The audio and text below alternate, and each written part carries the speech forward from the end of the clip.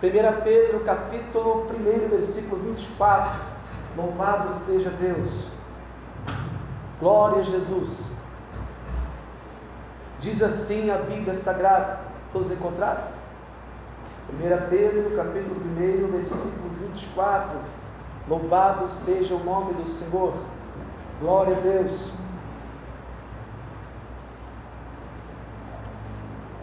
Diz assim a Bíblia: porque toda a carne é como a erva, e toda a glória do homem como a flor da erva.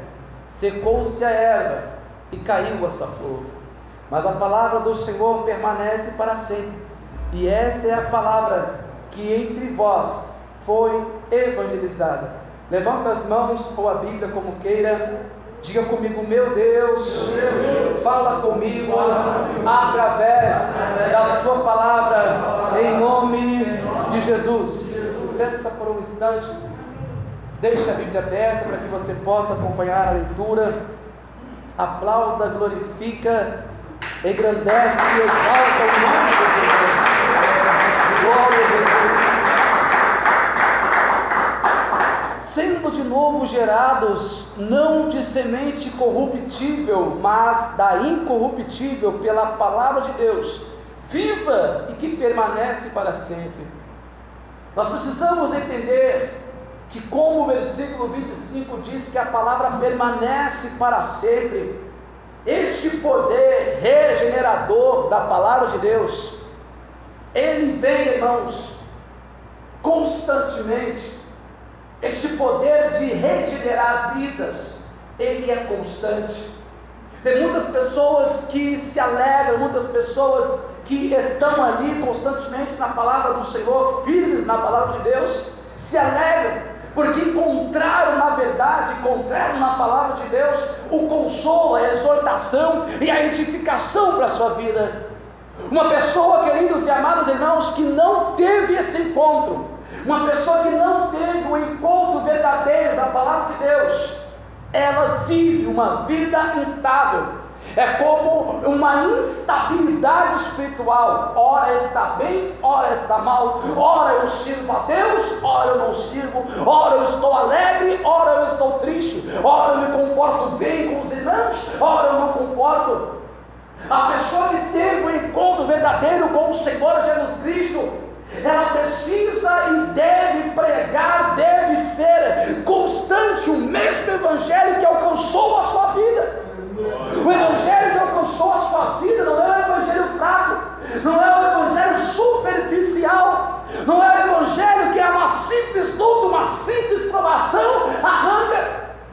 E tem pessoas que dizem que o evangelho não maltrata, que o evangelho não constante. Deixa eu te explicar uma coisa. A Bíblia é clara ao dizer em 1 Coríntios capítulo 14, versículo 3, porque o que profetiza fala aos homens para edificação, exortação e consolação. Primeiro, o evangelho, ele exorta. O que é exortar? É machucar mesmo. Ele constrange o nosso eu, ele destrói o nosso intelecto. O ser humano que pecava, aquele que fazia algo errado, ele é constrangido pelo evangelho, ele recebe a exortação do evangelho e abandona o pecado, abandona o erro. Agora depois, o evangelho, ele consola. Ele sabe que após abandonar o pecado, após abandonar o erro, ele terá um consolo que é a salvação e a vida eterna. E depois disso, o evangelho edifica.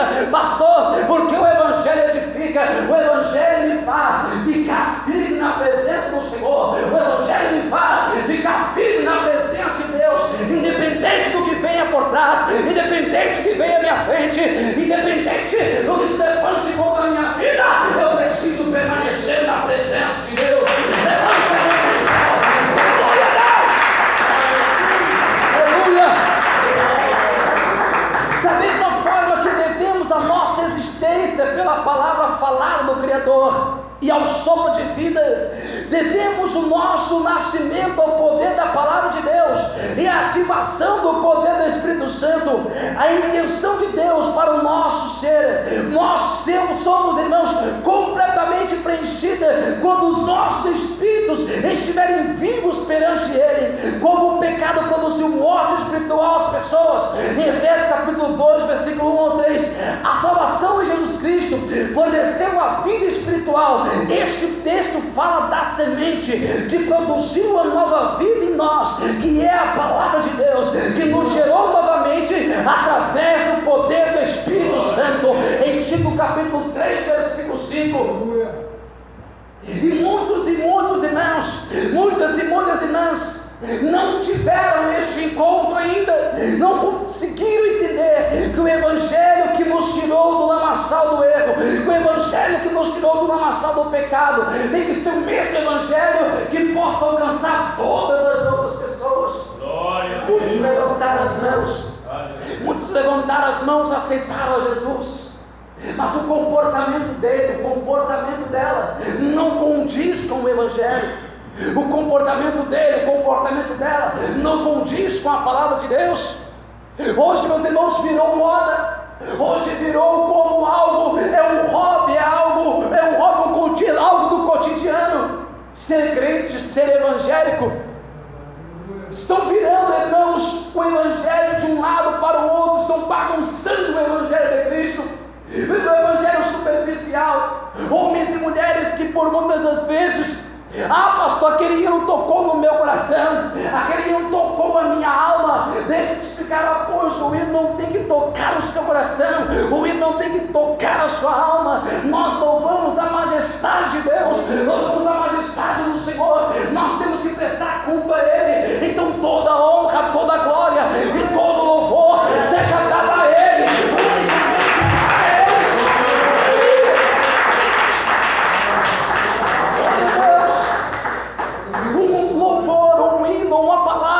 que coloca disputa entre os irmãos, coloca competição. Evangelho que muitas das vezes leva a pessoa à ruína. Evangelho que por muitas das vezes coloca um acima do outro, coloca uma acima da outra. Não, isso não é evangelho.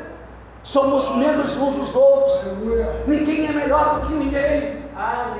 Não é porque este ou aquele está exercendo uma função que é superior. Não somos. Somos servos, prontos para servir. Agora entrando na palavra de Deus, porque toda a carne é como a erva, e toda a glória do homem como a flor da erva. Secou-se a erva e caiu a sua flor. Quando perdemos um ente querido, quando perdemos uma pessoa querida da nossa família, nós sofremos, machuca, dói. E o que temos de lembrança desta pessoa? O testemunho desta pessoa, não a função, não o que ela exercia, não o que as pessoas falavam dela ou dele, mas o testemunho de vida dessa pessoa. Você não precisa ser reconhecido, você não precisa ser aplaudido. As obras que você faz, elas são reconhecidas por Deus. Tem pessoas que têm o prazer de perder a salvação. Tem pessoas que sentem prazer de perder a salvação, mas se sentem alegres por ver a ruína de alguém, ver a ruína do obreiro, ver a ruína da obreira. Mas isso não é evangelho. O evangelho nos faz ver uma pessoa que pecou, uma pessoa que errou, olhando para ela, dizendo assim: olha, Deus chamou você para a conversão, volta para os braços do Senhor. Deus tem uma obra na sua vida. Pastor, por que isso? Da mesma forma que o Evangelho alcançou você, da mesma forma que o Evangelho alcançou a sua vida, por que não pode alcançar também o traficante, a prostituta? Por que não pode alcançar essas pessoas? Ou alguém que pecou e por muitas das vezes vem a sua vida destruída, porque alguns irmãos não aceitam mais aquele irmão na igreja. Meus irmãos, não estou fazendo apologia ao pecado, porque a Bíblia diz que tudo aquilo que o homem plantar, isso também colherá. Ou aquilo que ele plantar, isso também semear e separar. Somos irmãos, precisamos entender que a glória de alguém que acha que tem glória, toda a glória do homem é como a erva. E toda erva, ou seja, porque toda a carne é como a erva, e toda a glória do homem como a flor da erva. Secou-se a erva e caiu a sua flor. Toda a glória de alguém que diz que tem glória, uma hora cai. A glória para Deus. Tem um hino que diz assim: porque dele, por ele, para ele são todas as coisas. Porque dele, por ele, para ele são todas as coisas. A ele a glória, a ele a glória, a ele a glória, para sempre, amém. Toda a glória para Deus. Tudo que fazemos é para a glória de Deus. Não estamos, irmãos, fazendo algo para nós mesmos. Quando você prega o Evangelho, é para ganhar almas. A nossa África está aqui em Maricá. Tem irmãos que querem ser enviados para a África, mas não tem coragem de pregar numa congregação na mesma cidade onde congrega. Deus me chamou para ir para longe, chama perto. Querem ser usados para fora, mas dentro do lugar onde estão, chamam de terra seca. Chamam de terra seca. Não somos superiores, meus irmãos. Nós vemos, irmãos, viu o que está acontecendo aí fora? Viu o que está acontecendo aí fora? Nós temos trazido este comportamento para dentro da igreja. Nós estamos trazendo este comportamento de discórdia que vive o mundo, que vive, por exemplo, o nosso país, a delegação de poderes, a delegação de autoridades, o poder exercido por um presidente da república, por exemplo, que alguém tenta usurpar de qualquer forma, de qualquer maneira. Nós temos o exemplo que o mundo tem dado, e alguns têm trazido para dentro da igreja. A igreja precisa se unir, precisamos agir de forma diferente. Malaquias capítulo 3, versículo 18, outra vez vereis a diferença entre o justo e o ímpio, entre o que serve a Deus e o que não serve. Não somos melhores. Ei, olha para o altar, não somos superiores a ninguém, mas precisamos ser diferentes, precisamos ter um comportamento diferente. Não podemos ter as mesmas paixões, os mesmos desejos corrompidos. Somos carnes, somos sujeitos ao erro, sujeitos ao pecado. Mas temos que saber como enfrentar, como se posicionar diante do que vem contra a nossa vida. Não podemos ser objeto de escárnio dentro desta sociedade. Você sabe qual é a profissão que mais desagrada aos homens, ao mundo, ou a religião que tem deturbado, tem mudado os seus parâmetros, o comportamento das pessoas que deveriam se chamar de cristãos, tem deixado de desejar, irmãos. Cristãos que desejam a morte do outro, cristãos que desejam a queda do outro, cristãos que desejam o esposo da irmã, cristãos que desejam a esposa do irmão. O comportamento de alguns cristãos estão agindo igual ao mundo. A igreja precisa agir diferente. Doutrina não é somente andar adornado, irmãos. Doutrina não é somente andar todo adornado ou todo adornado. Não é isso. Doutrina não é somente isso. É a forma que agimos com as pessoas. É a forma que agimos diante deste mundo. Para que os irmãos tenham uma ideia, alguns colegas de trabalho contam às vezes a forma que as pessoas agem no trânsito. Pessoas que tiver a oportunidade de derrubar, de jogar na ribanceira, ele vai fazer. E alguns cristãos têm se comportado da mesma forma. Alguns cristãos têm se comportado da mesma maneira. Não age dessa forma, irmãos. Não age desse jeito. Seja diferente. Seja um servo de Deus.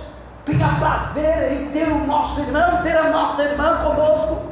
Não sinta desejo de destruir a vida de ninguém. Sabe por quê? Olha para o altar, uma hora Deus cobra. Uma hora Deus vai cobrar.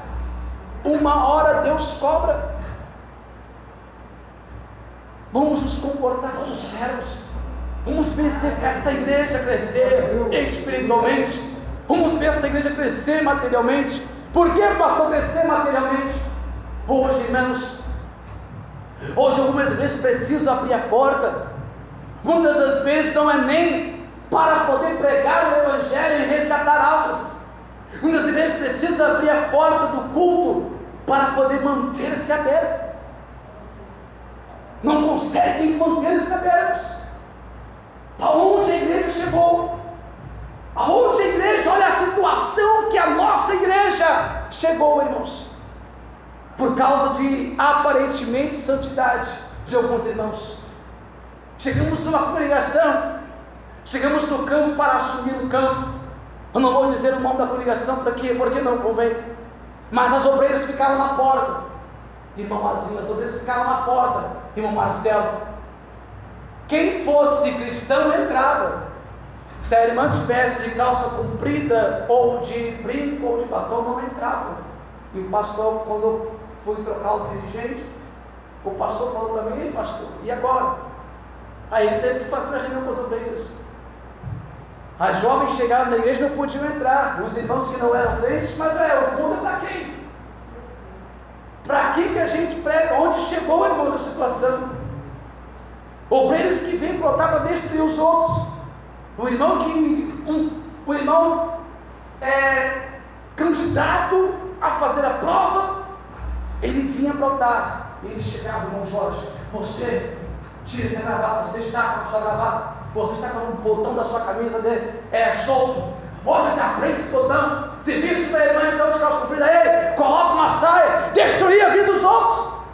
Você vê as pessoas saindo da igreja com lágrimas nos olhos. A irmã talvez levava o filho ou a filha para a igreja e não trazia mais, porque o obreiro do altar, por causa da santidade dele, entre aspas, destruía a vida de alguém. Isso não é evangelho, irmãos. Um monte de criancice, um monte de mimimi dentro da igreja. O evangelho que constrange, o evangelho que tem que ser pregado de verdade, não está sendo. Estou pregando algo superficial, algo que agrada, algo que massageia o coração dos outros. Algo que massageia, não, pastor. Temos que pregar só vitória, para o povo se alegrar. Aí chega no dia do batismo, não tem ninguém para batizar. Chega no dia da confraternização, não tem ninguém para se confraternizar. Chega no dia de uma reunião de mocidade, não tem mocidade. Chega no dia com um congresso de senhoras, vamos fazer um culto, pastor, vamos fazer um congresso. Aí prega, aí canta-se 1, 2, 3, 4 horas de louvor. Aí daqui a pouco passa o pregador, 15 para as 10. O pregador olha para o relógio e fala assim: irmãos, as horas não nos esperam. Já ouviu essa frase? As horas não nos esperam. Eu vou aqui pregar rapidamente. Para quem foi o evangelho daquele dia? Para quem foi pregado? Para quem foi aquela festa? No momento do apelo, quem quer aceitar Jesus? Não tem ninguém, porque todo mundo é crente. A festa é para os crentes. A festa é para ver quem é que vinha com a roupa mais bonita. A festa é para ver quem é que está com o conjunto mais alinhado. Por que, pastor, você está fazendo isso? Ué, irmãos, eu já fiz parte da mocidade, eu e minha esposa. Fizemos parte da mocidade. A nossa mocidade, irmãos, a mocidade da setorial de Niterói não era a mocidade. Deixa eu explicar uma coisa para você. Eu não sei se alguns irmãos aqui lembram. Alguns irmãos vão lembrar. Não era a mocidade do campo, não era a mocidade reunida do campo, era a mocidade da sede. Eram 48 jovens. O irmão lembra? 48 jovens. Tem pessoas que falam assim: ah, pastor, o jovem chegou comigo e disse assim: ah, mas na época do irmão era mais fácil. Por que era mais fácil? Por que era mais fácil? A mocidade vinha às vezes para Maricá ajudar também a mocidade de Maricá. Íamos para os congressos, íamos para as festividades. No domingo, ficávamos às vezes praticamente o dia todo na igreja. consagração de manhã, à tarde, ensaio, e à noite ficávamos para o culto da mocidade. Hoje você não pode cobrar um obreiro, hoje você não pode cobrar um jovem, hoje você não pode cobrar uma jovem, porque quer sair da igreja, se constrange, se machuca, porque se sentem superiores. Não somos superiores. A festa tem que ser para Deus. O trabalho de evangelizar, ganhar almas, é para a glória de Deus. Tínhamos cerca de 16 anos, nem tento lembrar que faz bastante tempo. A mocidade chegou em Niterói, lá em Neves, uma vez. A mocidade do Alcântara chegou e a gente escutou a conversa. Tá vendo? Aí bateu no ombro os irmãos. A mocidade tal arrasou, viu? A mocidade arrasou. Mas o que arrasou, meu Deus do céu? O que arrasou? Temos que arrasar, é a cara de Satanás. Temos que lutar contra o diabo, nós estamos competindo. Eu sei que existe em nosso meio um tal de competição, irmãos. Eu sei que existe em nosso meio um tal de competição. Ver quem é melhor. Pastor, por que o irmão está dizendo isso? Fizemos parte deste grupo de mocidade. Sabemos como funciona. Eu sei o que é você ter um pastor que prega, vai para o altar, prega e vai embora, não dá satisfação para ninguém, não conversa com ninguém, não fala com ninguém, não se preocupa em tentar resolver problemas. Eu sei o que é isso, sei como é que funciona. Precisamos, meus irmãos, alinhar a nossa vida espiritual. Eu sei que é cansativo, eu sei que é desgastante, mas ninguém disse que seria fácil, ninguém disse que seríamos aplaudidos. A Bíblia diz que seríamos perseguidos. Você já viu como o evangelho do passado levava os apóstolos à morte, levava os apóstolos ao açoite, levava os apóstolos a serem presos? O evangelho de hoje não. O evangelho de hoje dá mídia, o evangelho de hoje é aplausos, o evangelho de hoje fulano, sabe quem vai estar? Fulano. Eu cheguei numa certa setorial uma vez na igreja, o irmão estava na porta. O pastor fulano de tal está? Calma aí que eu vou ver se ele está. Ele sabia que estava. Eu vou ver se fulano está. Eu vou ver se fulano está. Aí tá bom. Ah, fulano está. Quem é você? Aí a gente se identifica. Aí daqui a pouco ele diz assim: eu vou ver se ele pode receber. O cidadão está lá, sentado, mas eu vou ver ele e vou ouvir se ele pode receber. Você está diante do presidente da República. E tem alguns irmãos que se acham, irmãos, obreiros que se acham nessa situação. Somos servos do Senhor. A glória tem que ser dada a Deus. Todo o trabalho de evangelismo, todo o trabalho de divulgação da palavra do Senhor, todo o trabalho, todas as ferramentas que temos para levar o evangelho, temos que usar. Não se sinta superior, meu filho. Não se sinta superior, minha filha, porque você não é. Somos servos de Deus, prontos para servir. Toda a glória, ou seja, toda a carne é como a erva, e toda a glória do homem como a flor da erva. Secou-se a erva e caiu a sua flor. Você lembra dos apóstolos perguntando quem é melhor, João ou Pedro? Começaram a questionar: quem é melhor, eu ou ele? Aí Jesus vem lavando o pé de todo mundo. Jesus vem lavando os pés de todo mundo. Filipenses capítulo 2, versículo 5, eu falo esse versículo todas as vezes. De sorte que haja de vós o mesmo sentimento que houve também em Cristo Jesus. Versículo 6, que sendo em forma de Deus, não teve por usurpação ser igual a Deus. Versículo 7, mas aniquilou-se a si mesmo, tomando a forma de servo, fazendo-se semelhantes aos homens. Ele nos chama de irmãos. E mais do que isso, nos chama de amigos. Mas nós temos discórdias, nós temos competição, nos achamos melhores do que alguém. Não somos. Toda a glória tem que ser dada a Deus. Quem tem ouvido ouça o que o Espírito Deus nos fez. Aleluia.